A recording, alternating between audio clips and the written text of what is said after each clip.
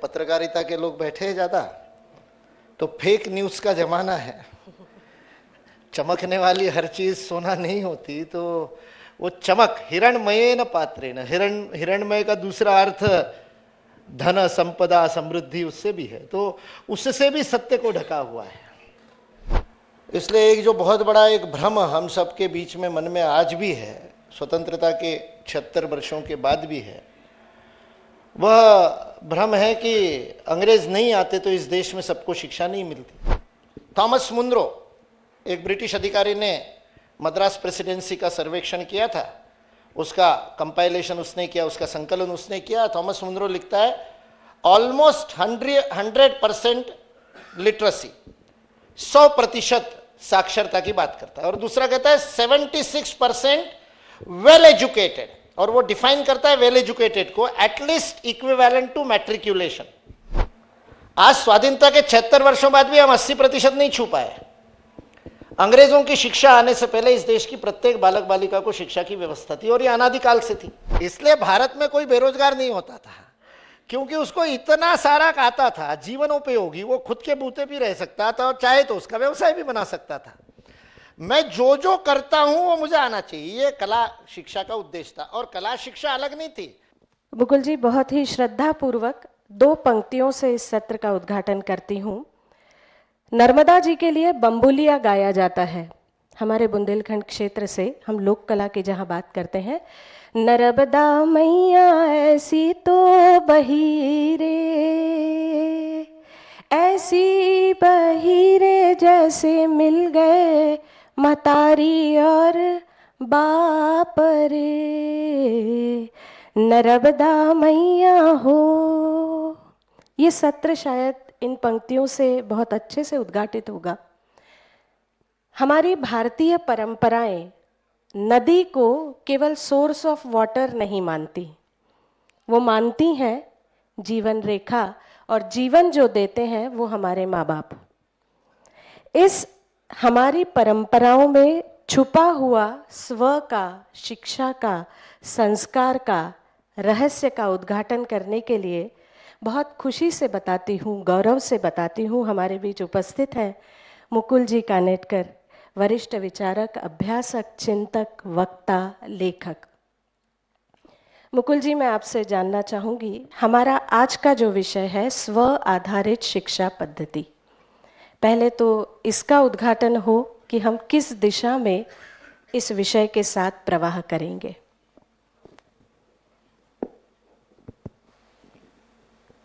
जैसे माँ नर्मदा जी की जयंती है, वैसे आज भगवान सूर्य की भी जयंती है रथ सप्तमी के नाते, तो मैं उपनिषद की प्रार्थना से प्रारंभ करूंगा।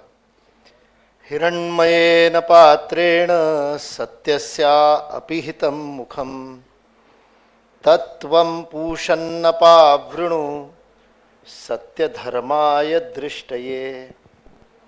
ऋषि प्रार्थना कर रहे हैं पूषण, विश्व का पोषण करने वाले सूर्य से प्रार्थना है, हे पूषण। और प्रार्थना क्या है? स्वर्णिम पात्र से, हिरणमयेन पात्रेण, स्वर्णिम पात्र से सत्य का मुख ढका हुआ है। चकाचौंध की सृष्टि ने सत्य को ढक दिया है। पत्रकारिता के लोग बैठे हैं ज्यादा, तो फेक न्यूज का जमाना है। चमकने वाली हर चीज सोना नहीं होती, तो वो चमक हिरणमयेन पात्रेण, हिरणमय का दूसरा अर्थ धन संपदा समृद्धि उससे भी है, तो उससे भी सत्य को ढका हुआ है। सत्यस्या अपिहितम मुखम, आवरण है उसके ऊपर, अपिहितम मुखम, उसका मुख ढका हुआ है। हे पूषण, विश्व का पोषण करने वाले सूर्य, तत्त्वम अपावृणु, उसको तुम उद्घाटित करो, अपावृणु करो, खोल दो। तो हमारा आज का विषय भी ये पूरा साहित्य मंथन ही है। और वर्तमान में अभी जो मेरे पास दायित्व है, वह भी दायित्व यही दायित्व है कि फेक से फैक्ट की तरफ ले जाना, ग्रेट, मिथ्या से तथ्य की ओर ले जाना, तो वो अपावृणु का काम है।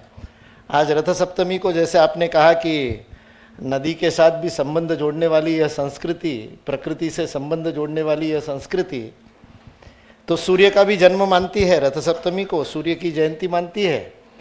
और हमारे वनवासी क्षेत्र में, अरुणाचल प्रदेश में और उस सारे पूर्वोत्तर के क्षेत्र में सूर्य को माँ मानते हैं। उनके देवता डोनी पोलो है, उसमें सूर्य माँ है और चंद्रमा पिता है। तो इसलिए आपने नर्मदा को माता पिता कहा तो मुझे स्मरण हुआ आज के दिन। और विषय भी हमारा वही है कि 1835 में जो शिक्षा पद्धति आई, सत्य का मुख ढकने वाली, तो उसका अपावृणु कैसे हो। 2020 में राष्ट्रीय शिक्षा नीति ने कुछ कुछ उस दिशा में छेद किए हैं उस आवरण में, और प्रकाश प्रकट होना प्रारंभ हुआ है, लेकिन वो पूर्णतः प्रकट होकर के स्व पर आधारित शिक्षा का तंत्र कैसे खड़ा हो, ये मुझे लगता है आज के विषय में हम इसके ऊपर चर्चा करेंगे। जी ज़रूर।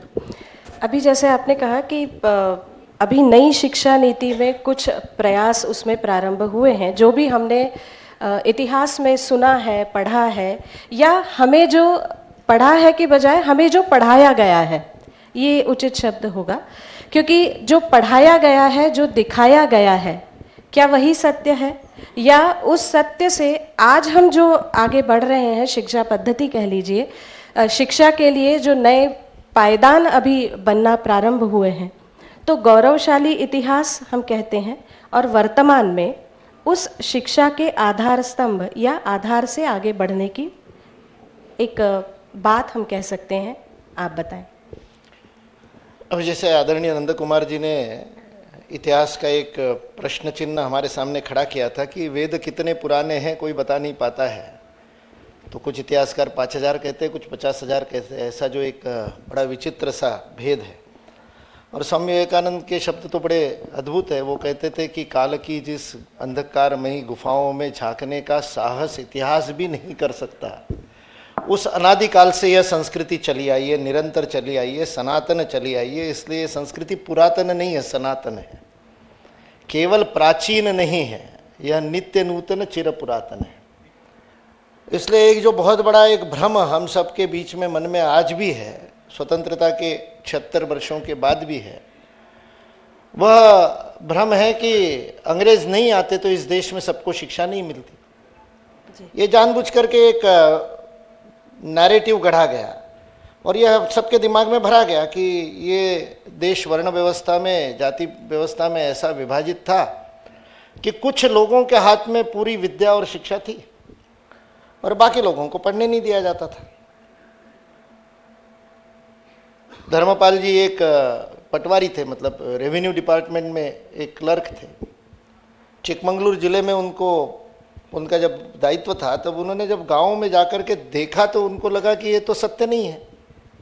वो गांधी जी को मानते थे, गांधी जी वादी थे, तो गांधी जी जो कहते थे कि देश गाँव में बसता है, आज वो नागरिक और ग्रामीण की बात भी चली प्रथम सत्र में, तो गाँव में बसने वाला देश, भारत गाँव में बसता है, तो ये क्या है। तो उसको जब समझा तो उनको लगा कि ये जो हमको सिखाया गया वो तो ठीक नहीं है।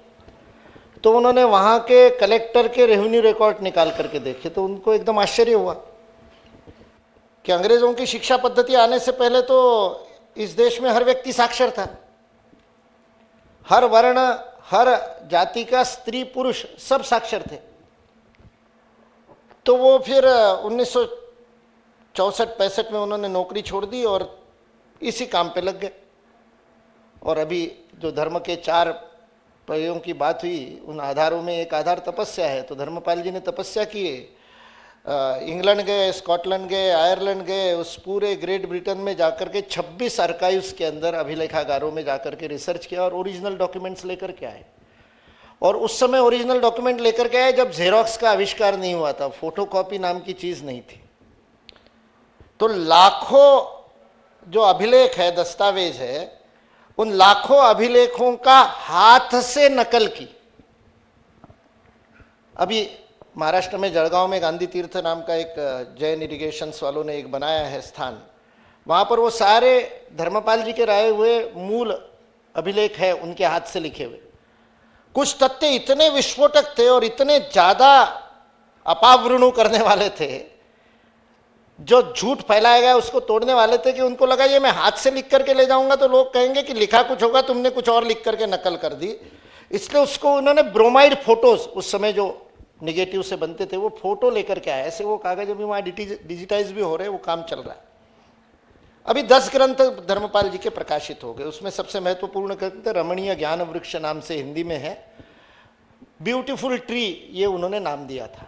और उस ग्रंथ को पढ़ने से हमको पता चलता है कि 1819 से लेकर 1830 के बीच में हुए भारत के सर्वेक्षण में 7 लाख गांवों का सत्य सामने आया। अंग्रेजों के द्वारा किए गए सर्वेक्षण में रेवेन्यू ऑफिसर्स यानी जिसको आजकल अपन पटवारी कहते हैं, उनके माध्यम से किए गए सर्वेक्षण में यह तथ्य सामने आया कि भारत में 19वीं शताब्दी के पूर्वार्ध में, मतलब अंग्रेजों की शिक्षा पद्धति लागू होने से पहले, इस देश में हर गांव में शिक्षा की पूर्ण व्यवस्था थी। थॉमस मुनरो, एक ब्रिटिश अधिकारी ने मद्रास प्रेसिडेंसी का सर्वेक्षण किया था, उसका कंपाइलेशन उसने किया, उसका संकलन उसने किया। थॉमस मुनरो लिखता है ऑलमोस्ट 100% लिटरेसी, 100% साक्षरता की बात करता है। और दूसरा कहता है 76% वेल एजुकेटेड, और वो डिफाइन करता है वेल एजुकेटेड को at least equivalent to matriculation, 76%। William Bell ने बॉम्बे प्रेसिडेंसी का किया था, अपना ये सारा हिस्सा उसमें आता था बॉम्बे प्रेसिडेंसी में उस समय, तो इस हिस्से का 98% साक्षरता थी। विलियम एडम ने कलकत्ता प्रेसिडेंसी का किया था, बिहार से लेकर पूरा म्यांमार तक का, बर्मा तक का पूरा पूर्वी भाग उसमें आता था, वहां 96% थी। सबसे कम साक्षरता पूर्वी उत्तरी प्रोविंस, नॉर्दर्न प्रोविंस जिसको पंजाब प्रोविंस कहते थे, उसमें थी, वो 93% थी। आज स्वाधीनता के 76 वर्षों बाद भी हम 80% नहीं छू पाए। अंग्रेजों की शिक्षा आने से पहले इस देश की प्रत्येक बालक बालिका को शिक्षा की व्यवस्था थी, और ये अनादिकाल से थी। हाँ, वेद पढ़ने का अधिकार कुछ गिने चुने लोगों का था। उस एक बात को पकड़ करके ये कह दिया कि अध्ययन ही बहुत कम लोग कर सकते। वेदाध्ययन करने का अधिकार तो आज भी डॉक्टरी नीट पास किए बिना आप नहीं पढ़ सकते। जिस काम में विशेषज्ञता चाहिए उस काम की विशेषज्ञता की बात थी वो। लेकिन न्यूमर्सी और लिटरेसी, ये जो दो बातें कही जाती है, गणित, संख्या, गणना और अक्षर, और उसके जीवन के लिए आवश्यक समस्त शिक्षाएं, और उसमें सारे विज्ञान तंत्रज्ञान के विषय थे। उस सर्वेक्षण में कौन से विषय पढ़ाते थे वो भी है। विलियम बेल ने, जिसने बॉम्बे प्रेसिडेंसी का किया, उसने लिखा है कि 1,13,000 सेंटर्स ऑफ हायर एजुकेशन उस समय बॉम्बे प्रेसिडेंसी में थे, 1,13,000 से। ये भारत की पूर्वापार चले आई परंपरा है। 1835 के बाद इस देश में निरक्षरता आई। इस राष्ट्र को निरक्षर अंग्रेजों ने किया, क्योंकि जब 1947 में देश स्वतंत्र हुआ तब इस देश की साक्षरता 18% थी। 82% भारतीयों को निरक्षर करने का काम जिन अंग्रेजों ने को किया, उनको हम धन्यवाद देते हैं कि वो नहीं आते तो हमको पढ़ने को नहीं मिलता सबको। ये फैक्ट और फेक का जो भ्रम है वो ये। एक और छोटी सी बात, भारत का समृद्धि का इतिहास भी, आजकल हम जीडीपी की बात करते हैं ना, $5 ट्रिलियन इकोनॉमी का लक्ष्य लेकर के हम चल रहे हैं। भारत की समृद्धि का भी इतिहास ऐसा अद्भुत है, अचंभित करने वाला है, और वो शिक्षा के साथ जुड़ा हुआ है। सन 2000 में जब सहस्त्राब्दी का परिवर्तन हो रहा था तो विश्व के सबसे श्रीमंत अमीर देशों का संगठन OECD ने ब्रिटिश इकोनॉमिस्ट एंगस मेडिसन को काम दिया कि विश्व का आर्थिक इतिहास लिखे। उसने 2000 वर्ष का विश्व का आर्थिक इतिहास लिखा, जीरो सामान्य युग के 0 सन से लेकर तो 2000 सन तक। वो 2000 वर्ष के इतिहास में वो लिखता है एंगस मेडिसन, पूरी मोटी किताब है, OECD.org वेबसाइट से डाउनलोड कर सकते हैं। मैंने डाउनलोड करके रखी है, PDF चाहिए तो आपको भेज दूंगा। Economic history of the world millennial perspective नाम से वो पुस्तक है। 15वीं शताब्दी तक विश्व का नंबर 1 देश भारत था। एक अनुमान से 46%, एक अनुमान से 66% of the GDP, 66% of the production of the whole world Bharat में होता था, ये एंगस मेडिसन लिखता है। 19वीं शताब्दी के प्रारंभ में, मतलब मैकॉले आने से पहले, वो 23% योगदान है, एंगस मेडिसन लिखता है, और अंग्रेज छोड़ के गए तब 2%।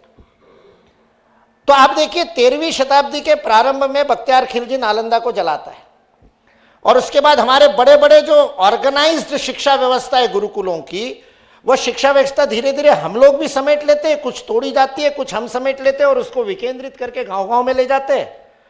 और हम 46% से 23% पे आते हैं। मैकॉले पूरा खत्म कर देता है, हम 2% पे आ जाते हैं।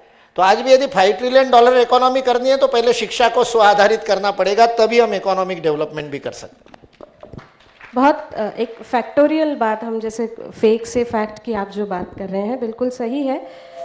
अभी जब सीबीएसई में हम ट्रेनिंग्स के लिए जाते हैं तो वो लोग बहुत शिक्षा पद्धति के लिए हम लाइफ स्किल्स की बात करते हैं, और आपने जो उदाहरण दिया उस समय जब समृद्ध भारत था, गुरुकुल परंपरा में पढ़ रहे थे, तो वो स्किल्स, वो गुण अनायास ही गुरु शिष्य को विभिन्न माध्यमों से सिखाता था। अब लाइफ स्किल्स के ट्रेनिंग्स और मॉड्यूल्स बन रहे हैं। समय आज का है, हमारे पास ये स्किल्स, गुण सिखाने की परंपरा हमारी शिक्षा पद्धति में थी, है और आगे भी रहेगी, लेकिन उसका समाज में पूर्णतः अर्थ जाना बहुत आवश्यक है। तो इस विषय पर आप क्या कहेंगे? आजकल हम कौशल शब्द का बहुत प्रयोग करते हैं। हमारा जो पारंपरिक शब्द है वो कला है।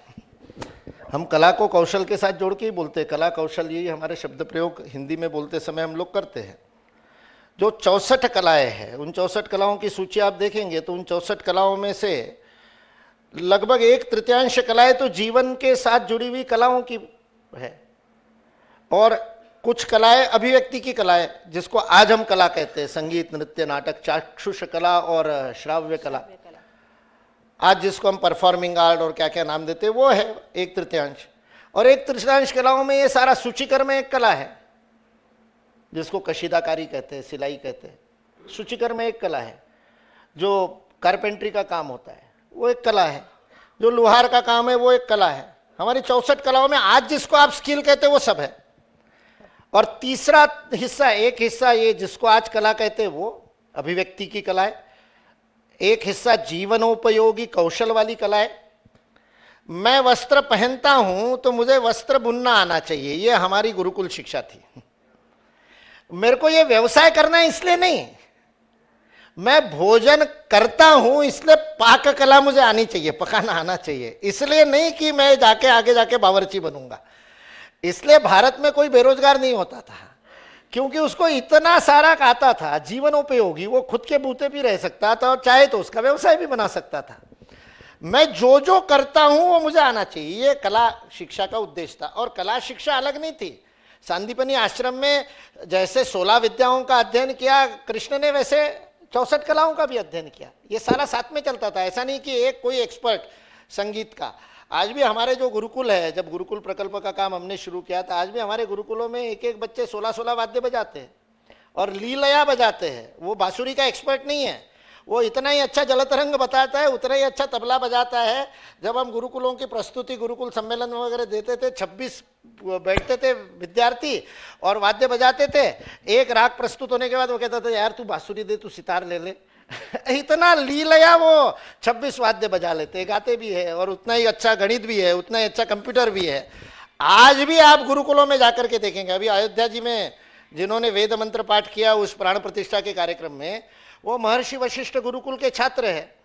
और ये अभी 45 दिन वहाँ जाकर के मीडिया बैठा था तो उनको बहुत ढूंढना था, तो बहुत सारे लोग वहाँ चले गए। 4-5 साल पहले हमने शुरू किया था, तब किसी को पता नहीं था। और जब ये मीडिया वाले गए तो वो अपने तरीके से प्रश्न पूछते हैं। हम तो गुरुकुल को गुरुकुल के तरीके से देख रहे थे, मीडिया वालों ने अपने तरीके से प्रश्न पूछे। तब हमको पता चला एक सिटी मैजिस्ट्रेट का भी बेटा है, एक डिस्ट्रिक्ट जज का भी बेटा है, 2 चार्टर्ड अकाउंट के बेटे हैं, 4 वकीलों के बेटे हैं, 6-7 बेटे डॉक्टरों के हैं, और भारत के कितने राज्यों से, विदेशों से कितने बच्चे, हमको तो पता ही नहीं था। हमारे लिए तो वो गुरुकुल का छात्र था। वो मीडिया के आए रिपोर्ट तब पता चला। तब मैंने वो हमारा वहाँ जो संचालन करते दिलीप जी को पूछा, अरे मैंने कहा आपने इतना प्रपंच बढ़ा लिया, मेरे को तो पता ही नहीं था। तो बोले मेरे को भी नहीं पता था। ये आज भी गुरुकुल शिक्षा वैसी है, सर्वांगीण शिक्षा, पूर्ण व्यक्तित्व विकास की शिक्षा। और उसको खत्म करके हमने ये जो अंग्रेजी शिक्षा आज भी लागू की है। इसलिए मैंने कहा राष्ट्रीय शिक्षा नीति से उस पर्दे में कुछ कुछ छेद हुए हैं आवरण में, पूरा तो खत्म करना है। तो पूरी भारत की गुरुकुल शिक्षा, मुख्य धारा की शिक्षा, विश्व की, भारत की नहीं, वो बनेगी, तब सत्य में सूर्य का प्रकाश बाहर आएगा, तब स्वत्व का प्रगटीकरण होगा। इसी बात में वो अक्सर मतलब बहुत एक सीधी लाइन पूछते हैं कि मैडम टेक्निकल एजुकेशन या एडवांस एजुकेशन में if you talk about traditional education, it is difficult to manage. अक्सर प्रिंसिपल्स हमसे ये चर्चा करते समय बोलते हैं कि मैडम ट्रेडिशनल एजुकेशन सिस्टम और टेक्निकल और एडवांस एजुकेशन सिस्टम में बहुत अंतर है, आप इसको प्रैक्टिकल कैसे मानते हैं, या ये हमारे देश में इस पद्धति का विकास संपूर्णतया होना चाहिए जो साथ चले? So how do you define both the things? वो कलाओं का तीसरा हिस्सा रह गया बताते बताते, तो 1/3 अभिव्यक्ति की कला, 1/3 जीवन की कला और 1/3 युद्ध कला, धनुर्विद्या। हर बालक आत्मरक्षा के लिए तैयार होना चाहिए, इसलिए हमारे गुरुकुल के हर बच्चे को आत्मरक्षा की कला भी सिखाई जाती थी, सिखाई जाती है, थी नहीं। गुरुकुल पास्ट टेंस में बोलने की बात नहीं। आज भी इस देश में 10,000 से अधिक गुरुकुल बहुत अच्छे से चल रहे हैं, बहुत बढ़िया ढंग से चल रहे हैं, इसलिए पास्ट टेंस नहीं। मैंने कहा ना, पुरातन नहीं है, सनातन है, इसलिए पारंपरिक नहीं है, वो एक्चुअली अल्ट्रा मॉडर्न है।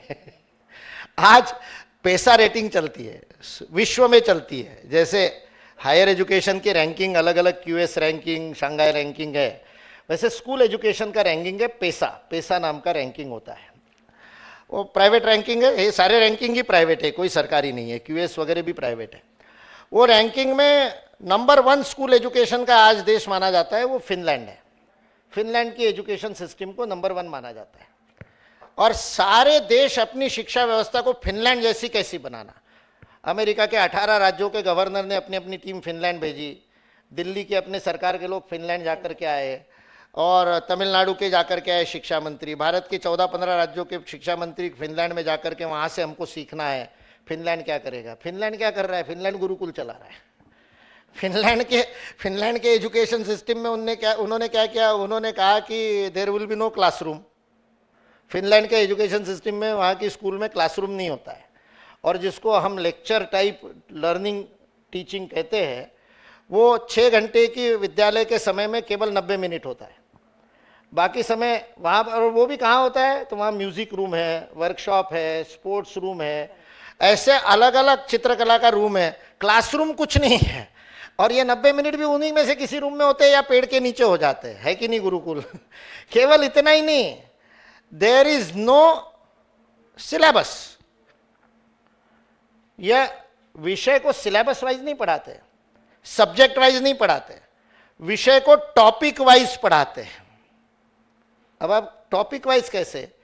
तो दूसरी कक्षा के बच्चों को 2 महीने के लिए, 3 महीने के लिए, जिस समय बुआई का समय होता है, वह टीचर, शिक्षक उन बच्चों को ले जाता है धान की खेती में, और 2 महीने वो खेती में रहते हैं बच्चे, और खेती करते हैं। वो खेती करते समय वो टीचर उनको इतिहास भी पढ़ाता है कि विश्व में हड़प्पा, मोहनजोदड़ो जैसी पुरातन संस्कृतियों में भी जो बीज मिले वो चावल के ही बीज थे, तो चावल कितना पुराना है वो भी पढ़ाता है। उसमें वो पास्कल्स लॉ भी पढ़ा देता है, कैसे 2 खेतों की बीज की मांड को तोड़ करके इधर से पानी इधर बराबर करते हैं। उसमें वो हाइड्रोलिक्स भी सिखा देता है, उसमें वो बॉटनी भी सिखा देता है।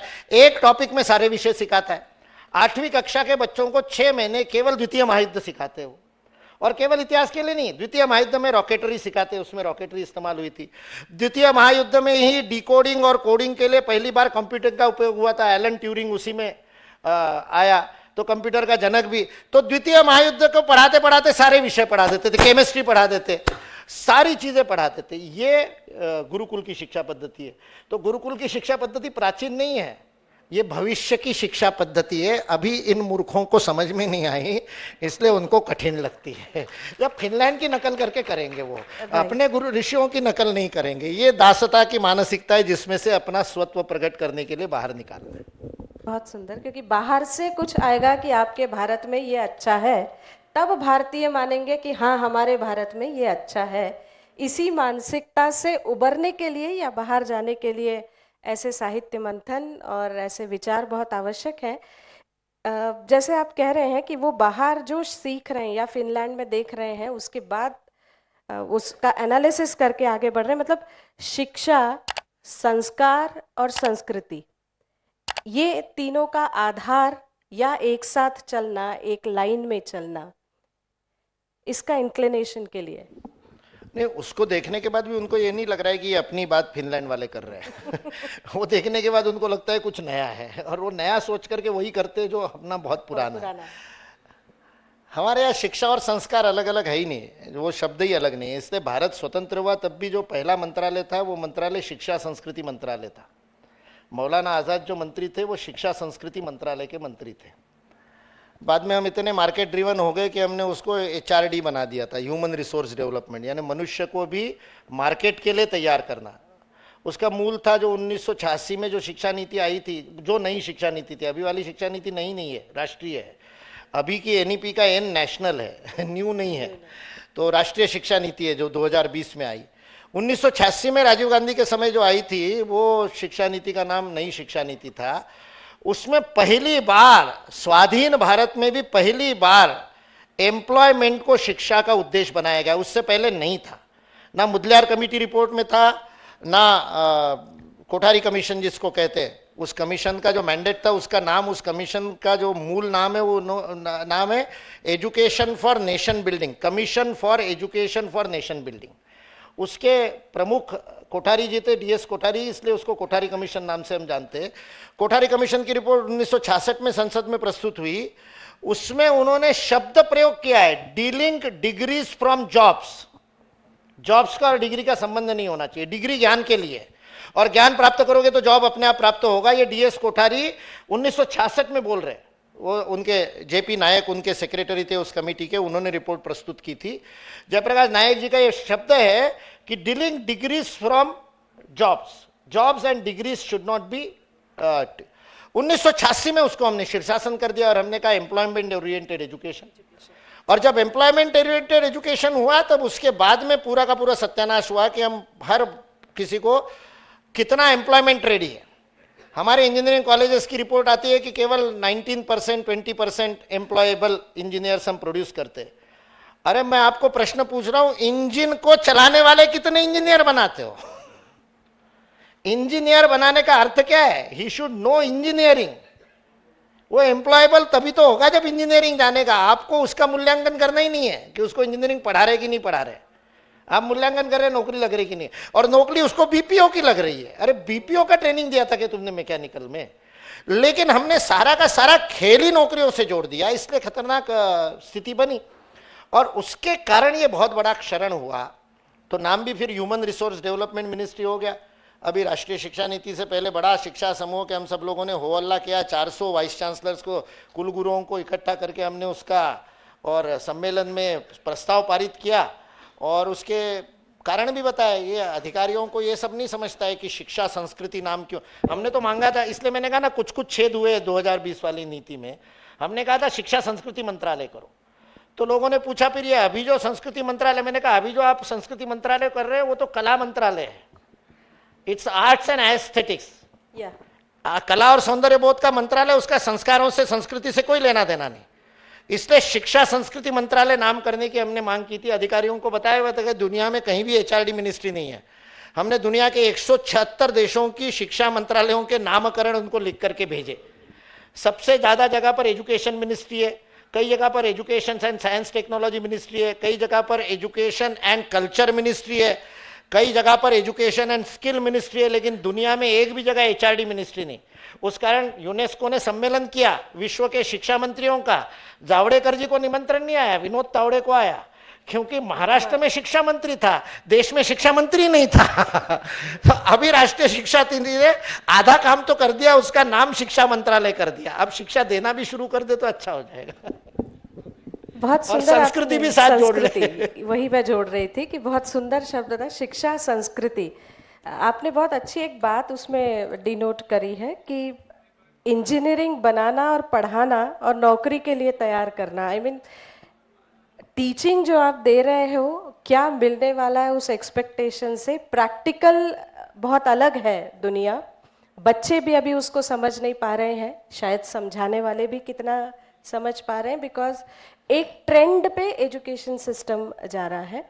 अगला प्रश्न इसी आधार पर है, हम एक ट्रेंड सेटर बनना चाह रहे हैं या अब जो राष्ट्रीय शिक्षा नीति के प्रावधान हैं वो हमें किस तरह वापस, ट्रेंड भी है, हमारी सनातन संस्कृति भी है और विषय को भी आगे ले जाने के लिए बता रही है। नहीं, अंदर से तो सब जानते हैं ना। अंदर से तो मतलब ये बच्चे नहीं जानते ऐसा नहीं, ये सारे बच्चे जानते हैं, बेचारे पीयर प्रेशर में, माता पिता के प्रेशर में, और फिर उनको कहते हैं।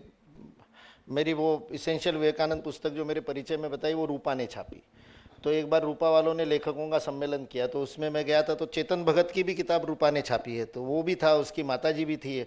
चाय के समय गप्पे चल रही थी, तो मैंने चेतन भगत की माताजी को कहा, आपकी ज़बरदस्ती से ये बेचारा IIT में गया होगा। तो माँ बोले, अरे ऐसा क्यों कह रहे हो? मैंने कहा, नहीं, इतना अच्छा अंग्रेजी नॉवेल लिखता है, थोड़ा MA इंग्लिश कर लेता तो ठीक ठाक अंग्रेजी भी लिख लेता। बेचारे को जबरदस्ती IIT भेजा, फिर IIM गया, और अभी चेतन भगत का नाम कोई IIT IIM के लिए जानता है क्या? उसका नाम तो जानते हैं उसके लिए, वो खुद कहता है ऐसे लोगों को क्या कहना है। वो पिक्चर में था ना, ऐसे लोगों को उसने नाम दिया है, खुद ही ने, खुद के अनुभव से दिया। तो बच्चे तो पहले से जानते हैं उनको क्या करना है। हाँ, अरे आसाम में हमारे एक कार्यकर्ता है, वो स्वयं संस्कृत महाविद्यालय के प्राचार्य रहे, और उनके बेटे ने 12वीं के बाद कहा कि मैं नहीं पढ़ूंगा। अब वो बेचारे परेशान हो गए, मेरे को लेकर के गए कि इसकी काउंसलिंग करो, ये पढ़ना ही नहीं चाहता। तो जब काउंसलिंग करने के लिए उसके साथ गप्पे मारते बैठा, तो पता चला वो तो संगीत में जाना चाहता है, और संगीत में उसकी बड़ी गति है, जबरदस्त गति है। मतलब वो उस समय भूपेन हजारिका के ट्रूप के साथ गिटार विटार बजाता था। और बाद में बातचीत करने के बाद मेरे को ध्यान में आया, उसकी काउंसलिंग की जरूरत ही नहीं है, माता पिता के काउंसलिंग की जरूरत है। मैंने उनको पिताजी को कहा कि आप 2 साल, उसका बच्चे का नाम भास्कर था, मैंने कहा भास्कर के 2 साल आप मेरे को दे दो, 2 साल आप इसको पूछना मत ये क्या कर रहा है, 2 साल ये वो करेगा जो मैं बताऊंगा। और मैंने कुछ बताना नहीं था, 2 साल मैंने उसको वो करने दिया जो वो करता है।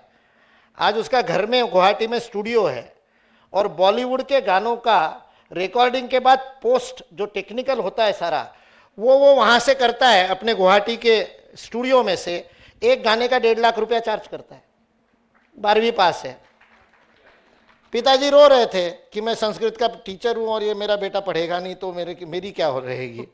आज उसके नाम से गौरवान्वित होते हैं कि मेरा बेटा इतना बड़ा है, फलाने के साथ जाता है, ढिकाने के साथ जाता है।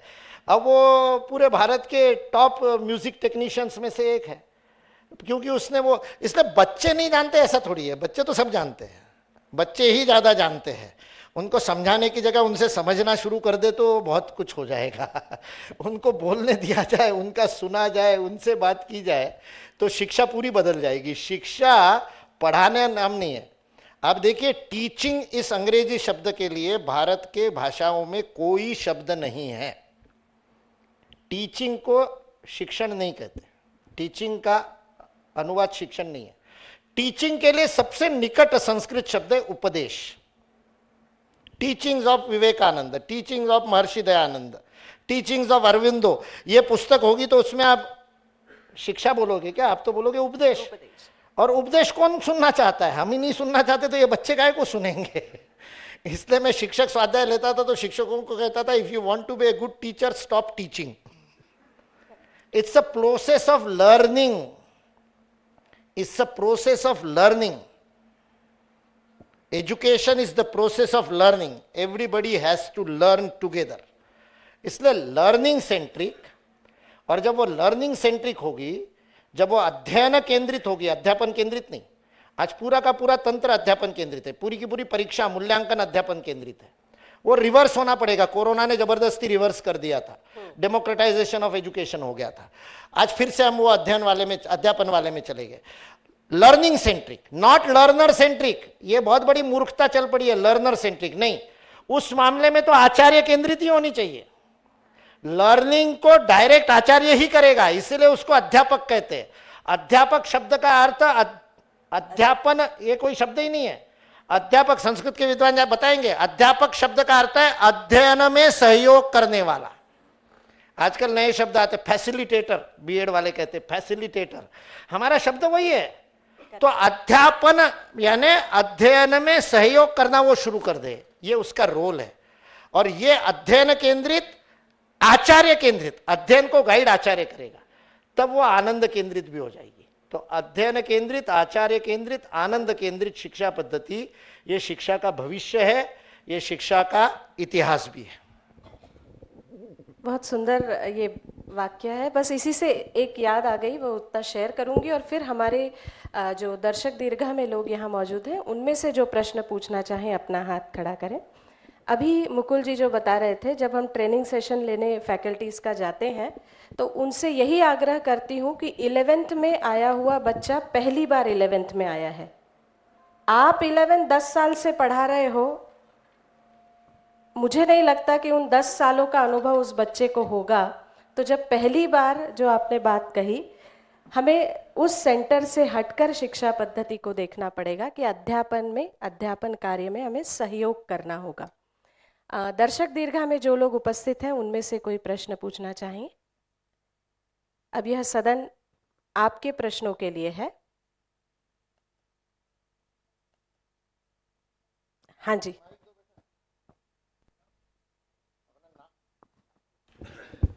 नाम बताइए और फिर प्रश्न। I am doctor Sushma Rawat, मैं पीडियाट्रिशियन हूँ और बच्चों के बहुत करीब मैंने जीवन निकाला है। एग्ज़ाम्स मतलब स्ट्रेस, और स्ट्रेस से लर्निंग कैसे आएगी? स्ट्रेस से तो बच्चे मानसिक रूप से बीमार हो रहे हैं और कुछ लोग सुसाइड भी कर रहे हैं। तो आप चाहते हैं कि एग्ज़ाम्स को हम कम कर सकते हैं या हटा सकते हैं? धन्यवाद। क्या है, शिक्षा पद्धति में मूल्यांकन तो रहेगा, पर मूल्यांकन का तरीका परीक्षण है कि नहीं, ये भेद है। इसलिए मेरे को किसी ने पूछा इस विषय पर, मेरी मतलब सबसे लोकप्रिय पुस्तक इसेंशियल विवेकानंद नहीं है, वो तो मोटी किताब है, बहुत कम लोग पढ़ते हैं। मेरी सबसे लोकप्रिय पुस्तक का नाम है परीक्षा दे हंसते हंसते, जिसकी करोड़ों कॉपी बिक चुकी है। परीक्षा दे हंसते हंसते उस पुस्तक विवेकानंद केंद्र का प्रकाशन है। देश की 16-17 भाषाओं में उसका अनुवाद भी हुआ है। इसलिए इस विषय, ये मेरा प्रिय विषय है। तो परीक्षण के कारण स्ट्रेस नहीं है, और स्ट्रेस से नुकसान ही होता है ऐसा भी नहीं है। आप तो डॉक्टर हैं, स्ट्रेस से लाभ भी होता है। 2 प्रकार के स्ट्रेस होते हैं, एक विनाशकारी होता है, एक लाभकारी होता है। यू स्ट्रेस और D stress. EUSTRESS you stress होता है। जैसे यहाँ छात्र बैठे हैं, परीक्षा के 3 घंटे में जितने कागज भर देते हो वैसे ही बैठा दिया जाए तो उतने लिख पाओगे क्या? Efficiency grows with stress. Stress is not always bad, पर वो फाइन लाइन कब क्रॉस कर जाएगा, कब क्रॉस करता है? भगवत गीता बताती है, जब आप प्रयत्न पर ध्यान देने की जगह परिणाम पर ध्यान देते हो। जो आत्महत्या कर रहे, आत्मघात कर रहे बच्चे, वो प्रयत्नों से डर करके नहीं कर रहे। प्रयत्न तो बहुत जबरदस्त करते हैं, हमसे ज़्यादा मेहनत करते हैं। मैं तो इनकी पुस्तकें देखता हूँ तो डर जाता हूँ, इतनी पुस्तकें हमने कभी पढ़ी नहीं। आप में से जो मेरी आयु के और मेरे से बड़े हैं, उन्होंने इतनी पुस्तकें नहीं पढ़ी जितनी इन बच्चों ने पढ़ी है, ना इतनी परीक्षाएं दी है जितनी हमने दी है। इसलिए परीक्षा से नहीं डरता बच्चा, बच्चा परिणाम से डरता है। उसको केवल यही सिखाना है, परिणाम पे ध्यान मत दे, प्रयत्न पे ध्यान दे, तो परिणाम तो अपने आप फॉलो करेंगे। केवल इतना सा परिवर्तन करना है। एग्जाम नहीं खत्म होंगे, एग्जाम का तरीका बदलना पड़ेगा, असेसमेंट बदलना पड़ेगा। असेसमेंट और एग्जामिनेशन दोनों में बहुत बड़ा भेद है। कितने अध्यापक ये जानते हैं, ये भी मैं नहीं जानता। असेसमेंट, इवैल्यूएशन, एग्जामिनेशन, 3 शब्द है अंग्रेजी में भी। मूल्यांकन की 3 विधियां है, इसलिए CCE आया, कंटिन्यूअस एंड कॉम्प्रिहेंसिव इवैल्यूएशन का, वहाँ एग्जामिनेशन नहीं कहा CCE में। वो CBSE ने लागू किया तो सारे शिक्षक परेशान हो गए, ये क्या है? उसमें बच्चे के कॉन्फिडेंस पे बात करनी थी, उसमें बच्चे के बहिर्मुखता पे बात करनी थी, उसमें पूरे बच्चे का एनालिसिस करना था, इवैल्यूएशन। गुरुकुल में यही होता था। गुरुकुल की परीक्षा 1 वाक्य की परीक्षा होती थी। गुरुकुल में सबसे ऊंचा जो स्थान होता, किसी भवन की छत या कोई चोटी, उस पर गुरु ले जाता और कहता चारों तरफ देख, जो दिखाई दे रहा है उसका ज्ञान तेरे को हो गया कि नहीं हुआ, ये एक प्रश्न होता था। और वो कहता है हाँ या ना, तो आप पूछोगे वो सब हर बच्चा हाँ ही कहेगा, अरे पर वो गुरु को पता होता था ना इसको आया ही कि नहीं आया। इसलिए उत्तंक 40 साल तक रहा गुरु के पास, गुरुकुल से 40 साल तक उसको स्नातक नहीं बनने दिया। और कृष्ण भगवान को 2 साल में सांदीपनि ने कह दिया, अपने उज्जैन में सांदीपनि ने 2 साल में कह दिया, भाई हो गया तेरा, तू अब बाकी लोगों को कष्ट देगा, जा तू अब। तो हमारे यहाँ 11वीं में पहुंचने की देरी नहीं होती थी, 2 साल में सीख गया तो 2 साल में उसकी 11वीं निपटा देते थे। मैं डॉक्टर राकेश सक्सेना हूँ, GSITS इंजीनियरिंग कॉलेज इंदौर में वहाँ का डायरेक्टर हूँ। मेरा ये कहना है कि अभी जो पूरे देश में एक बात चल रही है कि industry ready, industry ready, industry ready हम निकालें। हम ये क्यों नहीं कहते हैं कि हम एक अच्छा हर चीज़ का ज्ञाता एक इंजीनियर निकालें और बीच में कुछ ट्रेनिंग लेने के बाद वो किसी भी इंडस्ट्री के लिए रेडी हो सकता है। अब इंडस्ट्री रेडी निकालने के कारण अंतिम वर्ष के आधा साल इंटर्नशिप ले लेता है, फर्स्ट ईयर कॉमन ले लेता है, तो डिग्री खाली 2 साल की हो गई है। हम लोग जो पहले पढ़ते थे 5 साल की डिग्री करते थे, हर चीज का ज्ञान रखते थे, तब ईयर की संख्या की कैलकुलेशन कम होती जा रही है कि अब 10वीं वालों को भी पॉलिटेक्निक को इंजीनियरिंग में लाने लगे हम। तो आप समझिए कि 12वीं कंपलसरी होनी चाहिए और सालों को महत्ता देना चाहिए, कम से कम 4-5 साल लगेंगे इसको एक अच्छा इंजीनियर या एक अच्छा बौद्धिक बनाने के लिए, और उसके बाद उसको इंडस्ट्री रेडी या किसी नौकरी में लाना चाहिए। ऐसी पॉलिसी देश में हमको बोलना पड़ेगा और उनको समझाना पड़ेगा कि ऐसा करें। Thank you. आप स्वयं शैक्षिक नेतृत्व में आप समर्थ है इस बात के लिए। हमारे तो गुरुकुल में तो ये 10वीं 12वीं होता ही नहीं है। हमारे गुरुकुल का बच्चा एक विषय में 1 वर्ष में बहुत अधिक पढ़ लिया तो वो अगले बच्चों के साथ बैठना शुरू कर देता है। दूसरे विषय में उसकी गति नहीं है तो 4 साल वो पहले मतलब जिसको आपकी भाषा में पहली कक्षा कहते हैं, तो प्रारंभिक बच्चों के साथ ही बैठता है। वो उसका ठीक हो जाएगा तब आगे बढ़ेगा। एक विषय आगे बढ़ गया, उसमें वो प्रवीण हो गया, खत्म कर दिया, फिर दूसरा विषय, तो वो 12 साल में सारे विषय समाप्त कर देता है। लेकिन वो उसके लिए एक विषय में फेल हो गया तो फिर से 7वीं नहीं देनी पड़ती उसको। जिस विषय में प्रवीण हो गया उसमें 8वीं में, आपको समझ में आया इसलिए 7वीं 8वीं बोल रहा हूँ, गुरुकुल में 7वीं 8वीं होता ही नहीं। तो आपको समझ में आया इसलिए जो गणित में पास हो गया, अच्छा आ गया उसको, और पासिंग 50% 35% ऐसा नहीं होता है। वो अपने से छोटे बालक को पढ़ा सके तो वो पास हो गया। मतलब आज की भाषा में बताए तो 6ठी वाले को जो पढ़ा सकता है वो 7वीं में बैठने लायक है, ये स्थिति होती है। तो और ये बड़े आनंद से होता है, हंसते हंसते होता है, मस्ती में होता है, बच्चे पढ़ते हैं। आप एक आध बार गुरुकुल के बच्चों को जाकर के देखिए तो आपको मन में आएगा, अरे यार मैंने क्या मिस किया। एक प्रश्न ये था कि शिक्षा हमारी आग्रह रहता है भारतीय मूल्यों आधारित, लेकिन रोजगार उसको मिलता है विदेशी शिक्षा आधारित। ऐसे में सामान्य रूप से इच्छा होते हुए भी भारतीय मूल्यों की शिक्षाएं नहीं हो पाती। दूसरा होता है जो ग्रामीण भारत के बच्चे शिक्षा अर्जन करते हैं तो ग्रामीण क्षेत्रों में उस लेवल के विद्यालय नहीं है।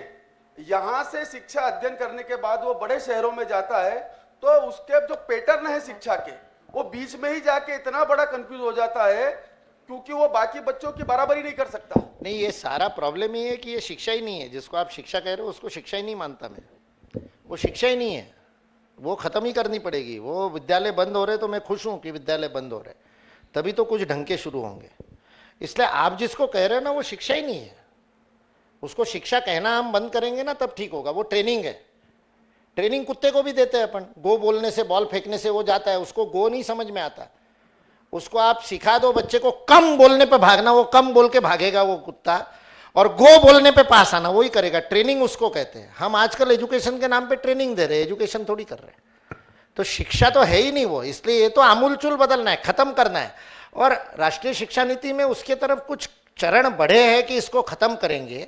अचानक तो होगा नहीं, धीरे धीरे होगा। लेकिन अभी फाउंडेशनल कोर्स के जो सिलेबस आए उससे लगता है कि वो मैजिक बॉक्स उन्होंने पेटी बनाई, कुछ बनाई। तो शिक्षकों का यदि सही ढंग से शिक्षकों का दृष्टिकोण परिवर्तन हो गया तो मुझे लगता है 10-15 साल में राष्ट्रीय शिक्षा नीति वो चमत्कार दिखाएगी जो आप कह रहे हैं। वो कहीं के भी बच्चे हो वो बहुत अच्छे प्रवीण होकर के निकलेंगे।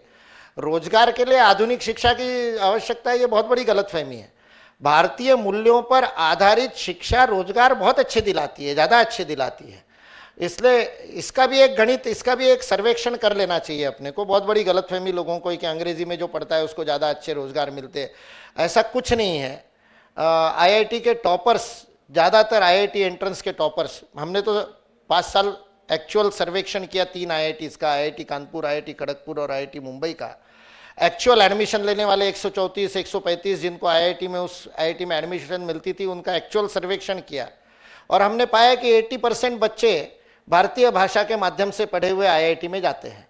और जब वो अपने प्रोफेसर वर्मा जैसे आईआईटी कानपुर में थे, उनकी जागरण पत्रिका ने उनका इंटरव्यू लिया। जागरण पत्रिका मतलब अपनी जागरण पत्रिका नहीं, दैनिक जागरण ने जब उनका इंटरव्यू लिया तो एच सी वर्मा जी ने उनको बताया वो बच्चा अपनी भाषा में पढ़ता है तो उसके कंसेप्ट क्लियर होते हैं, तो उसका आईआईटी में घुसना भी सरल होता है और आईआईटी का भी टॉपर वही होता है। बोले आईआईटी में भी जो गोल्ड मेडल लेता है वो ज़्यादातर भारतीय भाषाओं में पढ़ा होता है। हम तथ्य पर आधारित बात नहीं कर रहे हैं। हमने एक नैरेटिव बना दिया कि अंग्रेजी अच्छा है, तो इसलिए माताएं कहती मेरा बच्चा अंग्रेजी मीडियम में ही जाना चाहिए। मेरा माताओं से अनुरोध है, यदि आप अपने बच्चों से प्रेम करते हैं तो उसको अंग्रेजी माध्यम में मत डालिए। हमारे मित्र हैं संक्रांत सानू, उन्होंने पुस्तक लिखी अंग्रेजी माध्यम का भ्रमजाल। मूल पुस्तक अंग्रेजी में लिखी, बाद में इंग्लिश अनुवाद हुआ उसका। अमेरिका में रह करके आए और ऐसे वापस आने के बाद आजकल गुरुग्राम में रहते हैं, उन्होंने लिखी हुई पुस्तक है। उन्होंने पहले ही चैप्टर में दिया दुनिया के टॉप 10 जीडीपी के देश देखिए, भारत को छोड़ करके सारे मातृभाषा में शिक्षा देते हैं, और दुनिया के बॉटम 10 जीडीपी के देश देखिए, सारे के सारे फॉरेन लैंग्वेज में शिक्षा देते हैं। इसलिए बच्चे को गरीब बनाना चाहते हो तो इंग्लिश मीडियम में पढ़ाओ, अमीर बनाना चाहते हो तो भारतीय भाषा में पढ़ाओ। सर, मैं एक शिक्षक हूं और आगरमालवा जिले से शिवलाल दांगी मेरा नाम है, और यहाँ पे बहुत सारे शिक्षक भी हैं और बहुत सारे बच्चे भी हैं। तो मेरा प्रश्न ये था कि गुरुकुल पद्धति में शिक्षकों को गौरवपूर्ण स्थान प्राप्त था, लेकिन जैसे ही हमारा देश आज़ाद हुआ और अंग्रेजों के शासनकाल से लेकर धीरे धीरे हमारे शिक्षकों का जो मान सम्मान था वो समाज और जो हमारे बच्चे हैं उनमें धीरे धीरे कम हुआ है। तो इसे हम पुनः वापस कैसे प्राप्त कर सकते हैं, इसके बारे में मैं आपसे विचार बहुत सिंपल सॉल्यूशन है। शिक्षक का सम्मान करना शुरू कर दे तो समाज उसका सम्मान करेगा। शिक्षक खुद का सम्मान नहीं करता, दूसरे शिक्षक का सम्मान नहीं करता। किसी भी विद्यालय में चले जाओ, स्टाफ रूम में 12 लोग होंगे तो उनके 13 गुट होते हैं।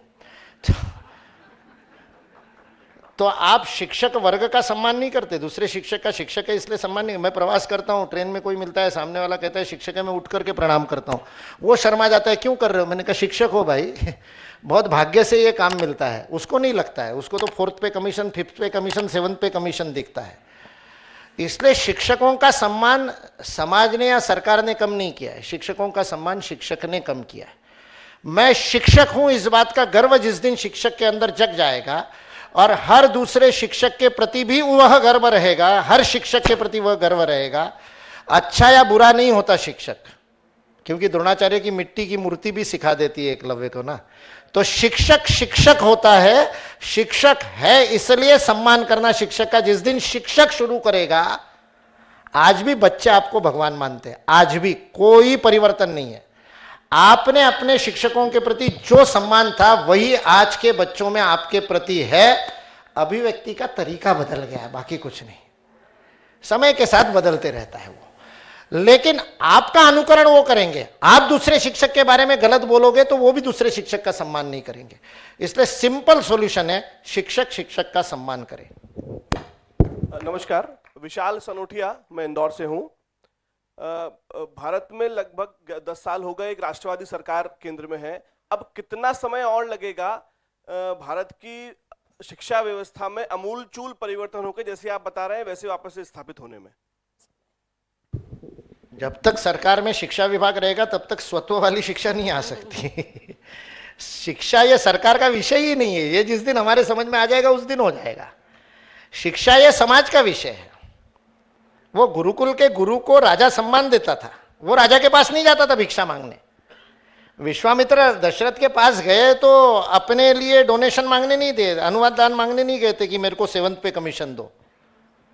वो गए थे तो गए थे राम को दो, मेरे को शिष्य दो। उपनिषद में, तैतरीय उपनिषद में वो गुरु प्रार्थना करता है, जिस समय पर्जन्य काल में और वर्षा ऋतु के अंदर जब बहुत ज्यादा वर्षा होती है, जब जिस प्रकार से नदियां बहती है वैसे मेरे पास ब्रह्मचारी है। आमायन्तु ब्रह्मचारिण स्वाहा विमायन्तु ब्रह्मचारिण। वो यज्ञ कर रहा है कि मुझे अच्छे ब्रह्मचारी मिले। उसको विद्यार्थी चाहिए, उसको कमी ये नहीं चाहिए, पेमेंट नहीं चाहिए। इसलिए जब तक सरकार केंद्रित शिक्षा होगी तब तक कुछ नहीं हो सकता। सरकार को हमारा कहना है सरकार शिक्षा में उंगली करना बंद कर दे, शिक्षा शिक्षकों के हाथ में दे दे। शुरुआत यहां से करे कि शिक्षा सचिव IAS ऑफिसर नहीं हो, शिक्षा सचिव कोई शिक्षाविद हो। यहां से प्रारंभ करे, सरकारीकरण बंद हो शिक्षा का, सरकार शून्य शिक्षा का हस्तक्षेप करे। उनको एक बजट देना है, 1 लाख करोड़ अभी दे रहे, वो शिक्षा में 1 लाख करोड़ पैसा वो हेकी को, किसी शिक्षाविदों के गुट को दे दे कि इसको कैसा उपयोग करना है आप तय करो। IAS अधिकारी बैठ करके उनका बजट पास करना बंद कर दे। सरकारीकरण के कारण अंग्रेजों ने शिक्षा का अनर्थ किया। उससे पहले, अंग्रेज आने से पहले इस देश में शिक्षा सरकारी नहीं थी। एक द्रोणाचार्य सरकारी शिक्षक बने तो 10 लाख लोगों के रक्त का अभिषेक करके पृथ्वी का और शुद्धिकरण करना पड़ा था। एक द्रोणाचार्य सरकारी बन गए, गुरुकुल में आने की जगह खुद जाके महल में रहने लगे। सरकारी शिक्षक का एक ही उदाहरण है हमारे इतिहास में, और महाभारत हो गया। आज तो लाखों सरकारी शिक्षक है, भगवान जाने क्या होगा। ये मंथन इसीलिए है कि विमर्श अगर नैरेटिव अगर खड़ा करना है, अगर बोलना है तो क्या बोलना है और किस पुरजोर शब्दों के साथ खड़ा करना है, तो आप हम मिलकर ही हवा का रुख बदलेंगे। आज मिले हैं, फिर मिलेंगे, आप हम मिलकर ही हवा का रुख बदलेंगे, और मिलते रहना यही एक कवायद है। आप हम सब यूं ही जुड़ते रहेंगे।